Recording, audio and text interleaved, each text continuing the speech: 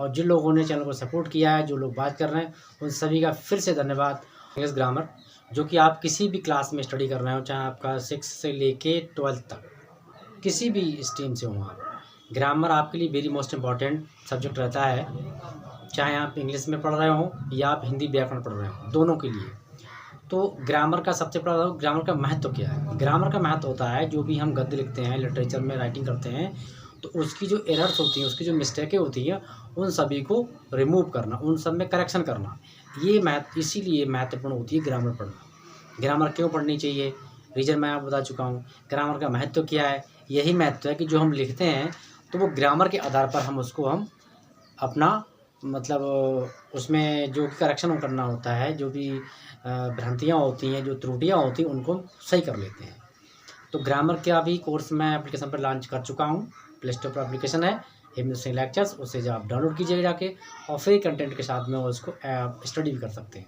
ठीक है, नेक्स्ट, तो इसमें आज हम जो बात करने वाले हैं, वेरी मोस्ट इम्पॉर्टेंट टॉपिक है आपका पार्ट्स ऑफ स्पीच।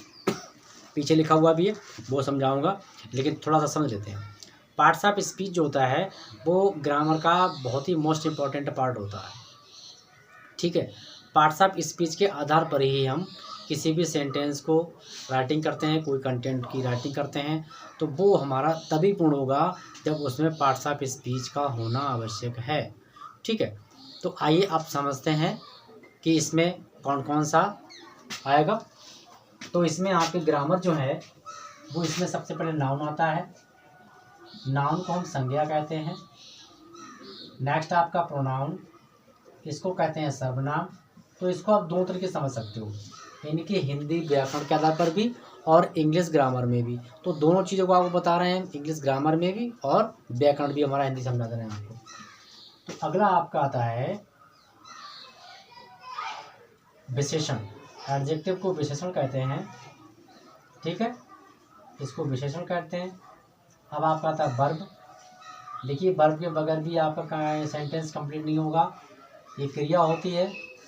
इसी के साथ में आपका एडवर्ब आता है, जिसको हम पढ़ते हैं, लिखते हैं क्रिया विशेषण। ठीक है, क्रिया विशेषण क्या होता है? क्रिया जो विशेषण होता है वो बताता है आपके क्रिया की विशेषताएं, और एडजेक्टिव क्या करता है? एडजेक्टिव बताता है सब्जेक्ट की विशेषताएं। जैसे कि Mohan is a gentle boy, Mohan बहुत ही सज्जन लड़का है, तो ये यहाँ पर उसकी क्या हो गया? यही वहाँ का हो गया उसका विशेषण। ऐसे ही Ram is a lord, Ram भगवान है, तो ये भी आपके लॉर्ड, ये विशेष बात हो गई। ठीक है, he is a black person, वह एक काला व्यक्ति है, तो ब्लैक वहाँ पर क्या हो गया? आपका हो गया जाके वो एडजेक्टिव। प्रीपोजिशन में क्या होता है? प्रीपोजिशन में ये स्थितियाँ बताता है कि आप किस स्थिति में हैं। फॉर एग्जाम्पल, जैसे हम लोग आई एम इन रूम, मैं कमरे में, I am sitting in the room, मैं कमरे में बैठा हुआ हूँ। Birds are flying in the sky, तो वहाँ इन आ गया, तो ये स्थिति बताता है। जैसे कि the camera put on the stand, tripod, camera जो है वो स्टैंड के ऊपर रखा हुआ है। Aeroplane flying over the blaze over the cities, तो इस तरीके से प्रपोजिशन हम यूज करते हैं। ठीक है, अब बात करते हैं कंजक्शन। कंजक्शन का अर्थ होता है जोड़ना। ठीक है, इसको जोड़ना, ये दो वाक्यों को, दो वर्डों को आपस में जोड़ता है। जैसे कि राम एंड मोहन, राम एंड मोहन क्या कर रहे हैं? Are going to the school, Ram और मोहन स्कूल जा रहे हैं। अब इसमें एंड कंजक्शन जोड़ा तो इससे राम एंड मोहन एक साथ आ गए, नहीं तो क्या होता? राम मोहन स्कूल जा रहा है, मोहन स्कूल जा रहा है, अब एक साथ आ गया। ठीक है, इसमें कंजक्शन में एंड होता है, दैट होता है। ठीक है, वाट होता है, बाट से भी कभी जोड़ देते हैं, दैट से जुड़ता है, बिसाइड से जुड़ता है। ठीक है, बट से जुड़ता है, एंड से कंजक्शन का काम करते हैं। अब बात करते हैं इंटरजेक्शन। इंटरजेक्शन के अंदर क्या होता है? इसमें हम चिन्हों का यूज़ करते हैं। चिन्हों का यूज़ कैसे करते हैं आप?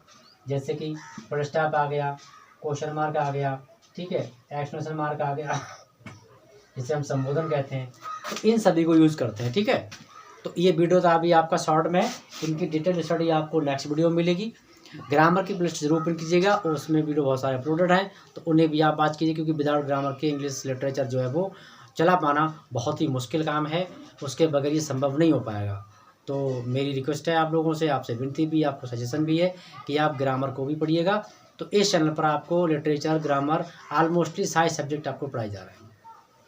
तो चैनल पर विजिट करने के लिए आप सभी का धन्यवाद। और अग्रिम जो हमारा फेस्टिवल आ रहा है 26 रिपब्लिक डे, उसके लिए आपको सभी को एडवांस में हैप्पी रिपब्लिक डे।